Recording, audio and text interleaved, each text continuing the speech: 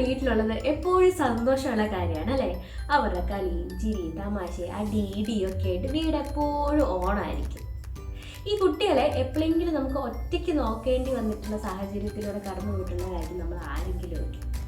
അപ്പോൾ ഈ കുഞ്ഞുങ്ങൾക്ക് എന്തെങ്കിലും ഒരു അസുഖങ്ങൾ വന്നാലോ, ഒരു പനിയോ ജലദോഷമോ ഒന്നും വേണ്ട, എന്നത്തെ പോലെ സാധാരണ അന്ന് ഭക്ഷണം കഴിച്ചില്ലെങ്കിൽ അല്ലെങ്കിൽ നിർത്താതെ ഒരു കരച്ചിലോ തുടങ്ങിയാൽ നമുക്ക് ടെൻഷനാണ്.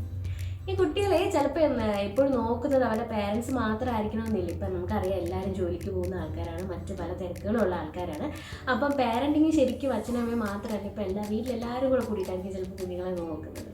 അപ്പോൾ അപ്പനോ അമ്മൂമ്മയോ ആൻറ്റിയോ അങ്കിളോ ചേട്ടനോ ചേച്ചിയോ ഒക്കെ ആയിരിക്കും ചിലപ്പോൾ കുഞ്ഞിനെ നോക്കുന്നത്. അപ്പോൾ ഇങ്ങനെ എന്തെങ്കിലും ചെറിയ അസുഖങ്ങളൊക്കെ പെട്ടെന്ന് ബുദ്ധിമുട്ടൊക്കെ വന്നു കഴിഞ്ഞാൽ നമ്മൾ എന്തായിരിക്കും ആദ്യം ചെയ്യുക? നമ്മൾ ആദ്യം അറിയുന്ന ആരെങ്കിലും ഒന്ന് ഫോൺ വിളിക്കുക അല്ലേ? അല്ലെങ്കിൽ ഇതുപോലെ കുട്ടികളുള്ള ആരെങ്കിലും ഒന്ന് ഫോൺ വിളിച്ചിട്ട് അതിൻ്റെ പ്രശ്നം എന്ത് ചെയ്യണം നമ്മളൊന്ന് ചോദിക്കും. അങ്ങനെ അത്യാവശ്യം നമ്മളെ വീട്ടിൽ അത്യാവശ്യം ചെയ്യാൻ പറ്റുന്ന കാര്യങ്ങളൊക്കെ ചെയ്തിട്ട് നമുക്ക് പറ്റില്ല നമ്മൾ തോന്നുമ്പോഴത്തേക്ക് നേരെ ഹോസ്പിറ്റലിലോട്ട് കൊണ്ടുപോകും. ഇങ്ങനെ കൊണ്ടുപോകുന്ന സമയത്ത് നമുക്ക് ഒരുപാട് സംശയങ്ങൾ നമുക്ക് എല്ലാവർക്കും ഉണ്ടാവും. എന്തായിരിക്കും കുഞ്ഞിൻ്റെ ബുദ്ധിമുട്ട്, എന്ത് മരുന്ന് കൊടുക്കണം, എത്ര അളവിൽ കൊടുക്കണം, എത്ര നേരം ഇടവിട്ട് കൊടുക്കണം, കുഞ്ഞിൻ്റെ ഭക്ഷണത്തിൽ എന്തെങ്കിലും ശ്രദ്ധിക്കണോ, കുളിപ്പിക്കാമോ, അങ്ങനെ ഇങ്ങനെ ഒരുപാട് സംശയങ്ങളുണ്ടാവും.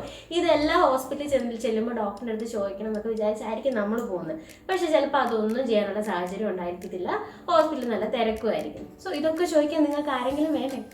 നമസ്കാരം, ഞാൻ ഡോക്ടർ അമ്പലു എം ബാബു, കുട്ടികളുടെ ഡോക്ടറാണ്. കുട്ടികളുടെ ആരോഗ്യത്തെക്കുറിച്ചും അവരുടെ അസുഖങ്ങളെക്കുറിച്ചും നമ്മൾ അത്യാവശ്യം അറിഞ്ഞിരിക്കേണ്ട കാര്യങ്ങളും അവരുടെ വളർച്ച, അതുപോലെ തന്നെ അവരുടെ ആഹാര രീതികൾ, അവർക്ക് ആവശ്യമുള്ള കുത്തിവയ്പ്പുകൾ അതായത് വാക്സിനേഷൻ എന്നിവയെക്കുറിച്ചൊക്കെ പറയാൻ വേണ്ടിയിട്ടും നിങ്ങളുടെ ഇനി തുടർന്നുള്ള കുട്ടികളോടൊപ്പമുള്ള ജേർണി ഇനി ഞാനും ഉണ്ടാവും.